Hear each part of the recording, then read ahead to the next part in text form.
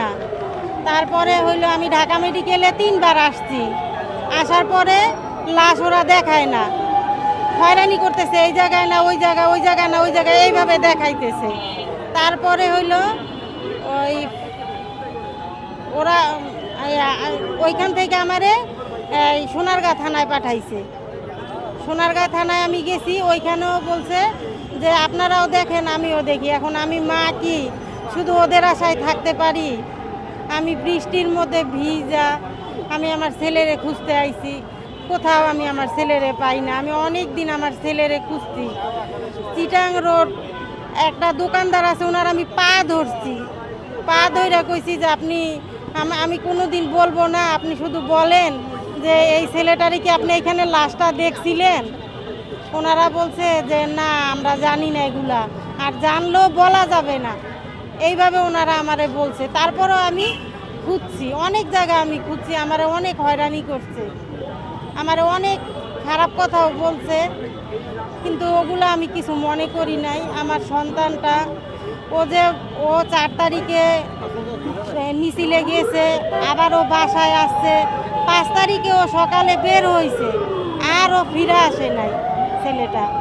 তারপরে আমরা খোঁজাখুঁজি পরের দিন করলাম, পাই না। আমি অফিস থেকে, আমি গার্মেন্টসে চাকরি করতাম তখন, আমি মানে খুঁজতে খুঁজতে আমি অনেক অসুস্থ হয়ে গেছিলাম, আমার ছেলেটারে পাই নাই। আমি অনেক ত্যাগ স্বীকার করছি। পাঁচ তারিখেও সকালে আমি ওর সাথে, ও ঘুম থেকে উঠছে 5ই আগস্ট, 5ই আগস্ট ও সকালে ঘুম থেকে উঠছে, ব্রাশ করছে, ওয়াশরুমে গেছে, কিন্তু ও আমার হাতের নাস্তাটা খাইয়া যাইতে পারে নাই। আর আমি যাইতে দিব না, এই কারণে ও হইলো আমার না কইয়া চলে গেছে আমার বাবা। ওই আমার শেষ দেখা। এটা হইলো আমারে জায়গায় জায়গায় ঘুরাইছে। এটা হইলো আমার ছেলেটা যে দেশের জন্য যে শহীদ হয়ে গেল, তাইলে আমারে জায়গায় জায়গায় ঘুরাইছে। আমি এদের কাছে গেছি, আমারে কেউ কোনো মূল্যায়ন করে নাই। তারপরে আমি একটা ভাইয়ের কাছে আমি একটা ভাইয়ের কাছে নাম্বার পাইছি, নাম্বার দিয়ে ওদের সাথে ফোনে কথা কইতে কইতে একসাথে এই পর্যন্ত আসছি। আর ও মিছিলে গেছে সেটাও আমি জানতাম না। তারপরে যখন আমি আশেপাশে ছবি দেখাইছি, ওইখানে আমরা অনেক দিন যাবত থাকি, আশেপাশে ছবি দেখাইছি, তখন ওরা বলছে যে ও তো মিছিলে গেছে। তারপরে মানে এক একজন এক এক কথা বলছে, ওর মিছিলে গেছে, আমাদের সাথে অমুক দিন গেছে, আবার ফিরে আইছে, একসাথে আমরা গেছি। ও হইলো ওর সাথে একসাথে পড়াশোনা করছে, বন্ধুদের সাথে একসাথে ও মিছিলে গেছে। এখন আমি সরকারের কাছে চাই যে তারা আমার গ্রামের বাড়িতে সরকারি মর্যাদা দিয়া, রাষ্ট্রীয়ভাবে সরকারি মর্যাদা দিয়া আমার লাশটা শহীদি গ্রাজুয়েট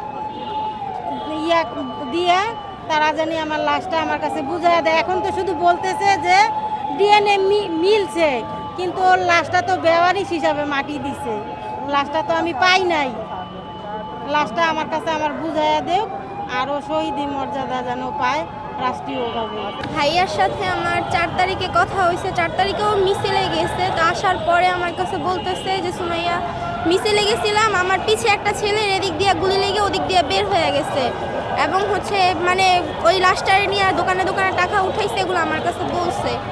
তো আমি যখন এগুলো শুনলাম, তখন আমি আম্মুরে জানাইছি যে আম্মু এরকম এরকম তোমার ছেলে এই জায়গায় গেছে, মিছিলে গেছে, এরকম হয়েছে ওর সামনে।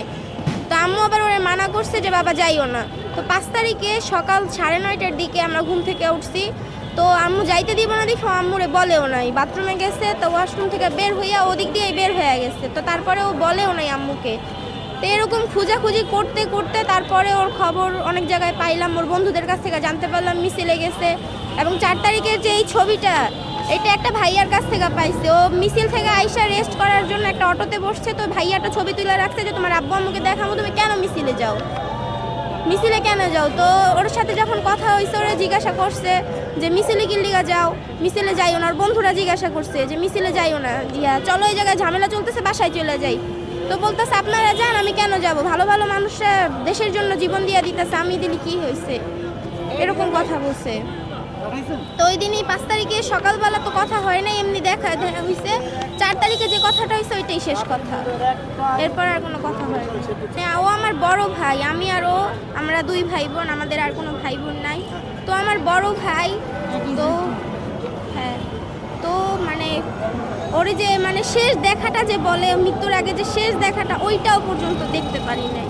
আমাদের ভিতরের অবস্থা আল্লাহ পাক ভালো জানে কেমন অবস্থায় আছি, তো শেষ দেখাটা ওরে দেখতে পারি নাই। লাশের পরিচয় পাইছি বলতে ডিএনএটা ম্যাচ হয়েছে, কিন্তু এখনও তো আমরা লাশটা পাই নাই। আমরা জানি যে জুরাইন কবরস্থানে দাফন করা আছে, লাশটা তো এখন আমরা পাই নাই। তো আমরা চাই রাষ্ট্রীয়ভাবে ওরে যেন আমাদের গ্রামে, আমাদের গ্রাম আছে, আমাদের বাড়ি আছে, ওই জায়গায় ওরে এখন 42 লাশ হিসেবে দাফন করা হয়েছে। ও তো 42 না, ওর বাবা আছে, মা আছে, সবাই আছে ওর। তো আমরা চাই ওরে যেন মানে আমাদের গ্রামে দাফন করা হয় রাষ্ট্রীয়ভাবে, এবং ওরে যে শহীদ তালিকায় নাম